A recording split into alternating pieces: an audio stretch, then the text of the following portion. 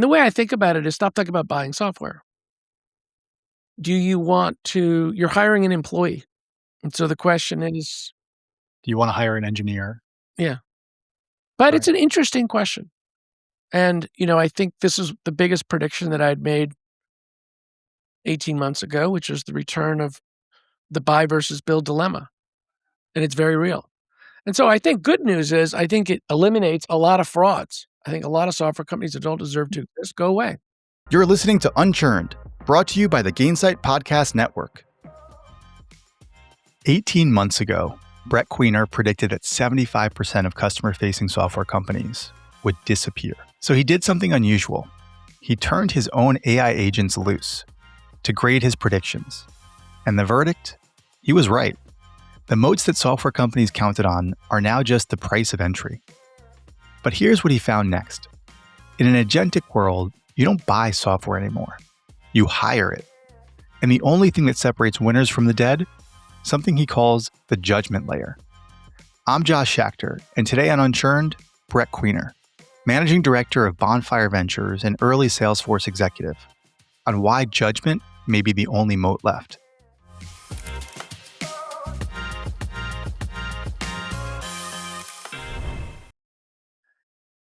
All right, Brett, we're live here. Hey, Josh, how are you, man?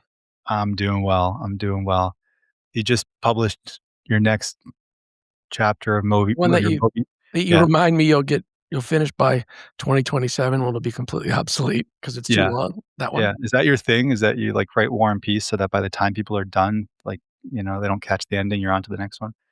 I like to think that it is long, but it is interesting enough that you stay with it. And you will see in my writing, there is, as any good narrative arc, there's a setup, there's a build up, and then there's somewhat of a happy ending.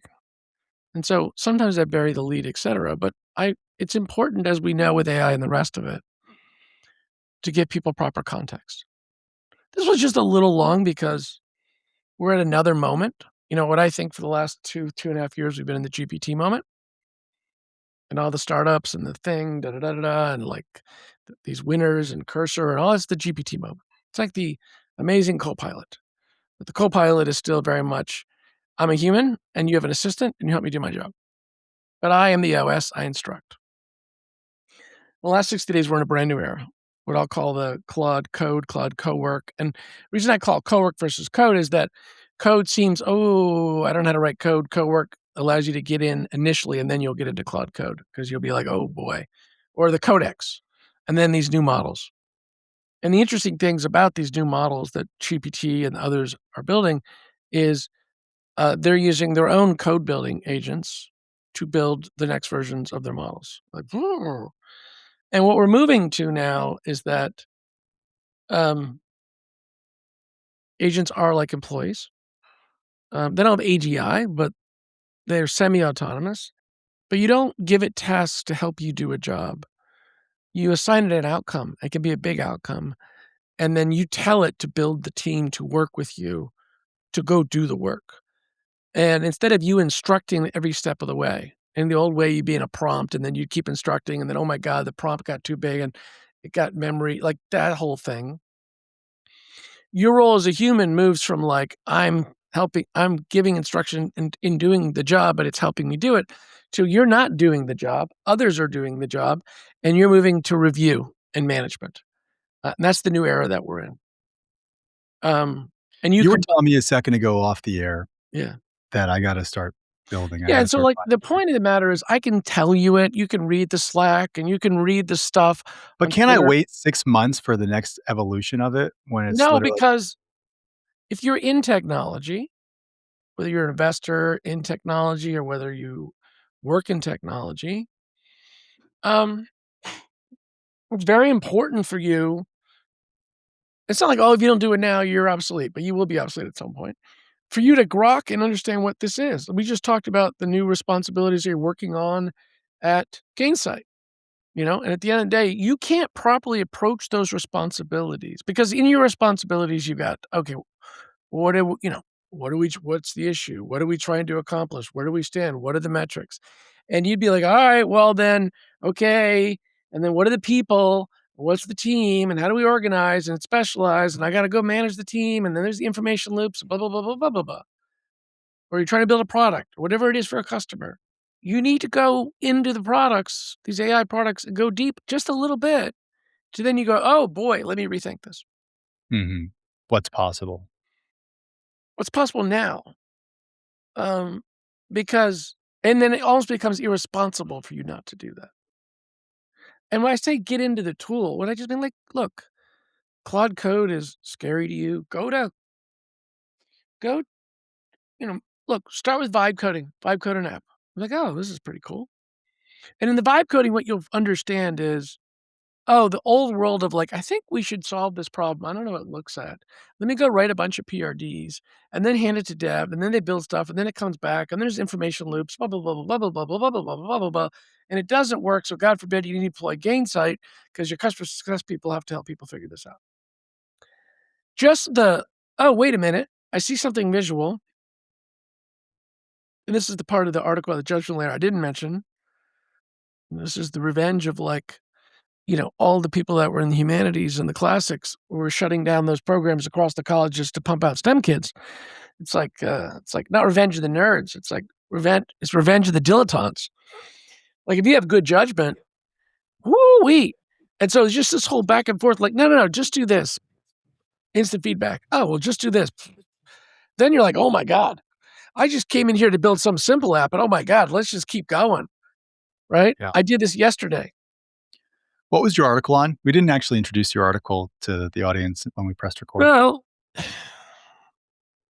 but who are you? Actually, we haven't introduced that either. You've done this before. I don't know who am I. Yeah, but it's not like the listeners are like waiting with bated breath for like the quarterly Brett episode. So I am a venture capitalist, but I started my career in software 30 years ago, at the beginning of moving from VAX to client server with email. Came out of graduate school at the beginning of the internet. Was an early executive at Salesforce.com for a decade plus.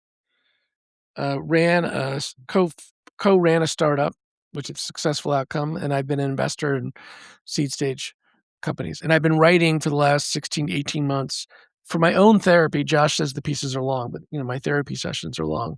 And by talking and thinking and writing, it forces sort of a clarity of thought that is therapeutic on what this all means for software industry. So Tales from the Bonfire, my favorite Substack blog channel, other than my own Unchurned Substack channel. Talk about the moats. Well, the image in the latest post has a picture of me as a medieval knight in a Patagonia vest, because, VC, I don't have a Patagonia vest, chasing this moat that keeps running away from me. And what I've been trying to establish with the onslaught of AI, if you're a founder in a software company or investor, what are you investing in that's defensible as the market moves so fast and technology moves so fast? And so I had a new thought around what I think a new moat or defensibility is. But the latest article first, I had AI and a bunch of agents go out and tell me, should I stop writing? Because I've been writing about this and I thought I was prescient. Like I wrote 18 months ago that 75% of all customer-facing software companies would disappear and 50% of all categories would disappear. At the same time, we're raising a fund where we invest in application software companies. But we'll pick the right ones. That must feel good. And what was interesting was and so I wanted to analyze, was I right enough that I deserve the right to write this piece, or should I just hang it up? It's not that useful. So the first half of the piece really goes and just reflects on the journey of the last 18 months around all the moats that we thought were true that have sort of disappeared, or now are just a right to play, but not a right to win. They're just table stakes. So you don't have them, you can't play, but they're not a right to win, which I think is helpful. Can you have a right to play without it being a right to win? Don't you need a right to win, especially if you're in your VC seat? A right to play means you have a right to play the game. Like, if you're in basketball, you have two legs. You can move. You can breathe. Whatever. like you're somewhat fit. That's a right to play a game. It's not the right to win the game. And so what I thought before were rights to win, i.e. a moat, like if you got this right, you could win a game. Now I've been like, no, this is the price of entry. The system of record, all the context. Yeah, of and it, so for instance. this, I think, and reason I did that first, it's part of the journey. I think everybody's been feeling this. They've been chasing the thing. They thought they were doing something, and then they're like, oh my God, some of my founders have to find and refine product market fit every 3 to 6 months. That wasn't the case 5 years ago. And then the agents and work with me on this. Yeah, you have a right. You're pretty good, right? So let's write your next conclusion. So the next conclusion really was around what I call the judgment layer, which is in the end, as we think about moving agentic, what is the judgment layer of your product? Meaning, if you're bringing a product to market and it has enough context such that somebody just wouldn't go build it themselves, does it ship with judgment? Does it know enough about the skills that I want to get done if I'm moving in an agentic world that you're instructing agents to go do, that I should use yours versus my own? That's the baseline. But the big one is really the level 2, and this is something was never the case in SaaS or enterprise software, which is, what is the judgment that an organization or person has, how they want to work or operate, and how do you capture that and feed that back to the user? Because that's the marvel about using these agentic products. So whether it's you've built a lovable app and you're giving it feedback, or as I was writing this piece with the agents and they self-organized which agents would go do, and then they actually inserted a skeptic agent because they were getting too sympathetic. They were liking me too much. And I was like, stop it. When you give them feedback, they improve so quickly, and and that memory stays there, that you're much more willing to dig in and give it feedback and give it feedback and give it feedback and give it feedback. Because you said, Brett, this is pretty interesting. Chuck said there were some M dashes in the article, but you said there wasn't a lot of slop. Because I went in each, and then I had a co-writer with me and an editor. We fleshed it out, but I trusted it, right? And like you would. By the way, Brett's talking about his most recent article. What was the title of your article, by the way?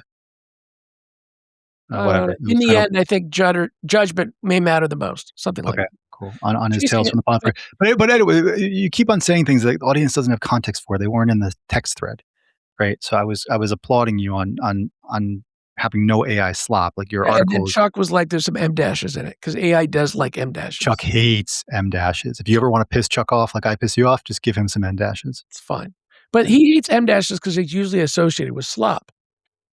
Right.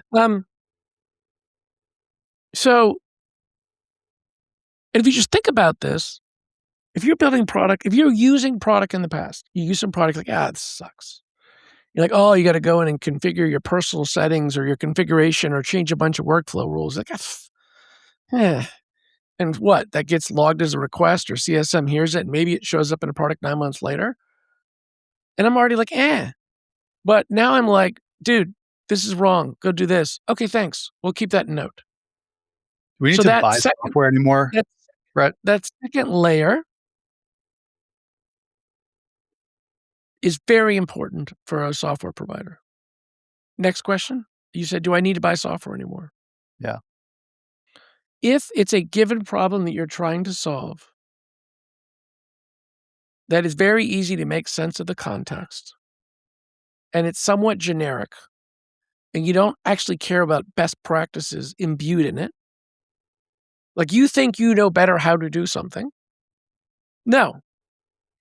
But if it's, I don't know, I'm a PI lawyer and I've got a team of 250 people who only work with PI lawyers and understand how PI lawyers work, and they give me something out of the box where 80% of the hard work is already there, and it gets better because it works with all these PI lawyers. So so it's injecting the best practices in an agentic way across how PI law is done, and it gets better over time. And then it allows me to inject the way I wanna work, the way I write, the way I look at cases, yeah, I wanna buy that software. And the way I think about it is stop thinking about buying software.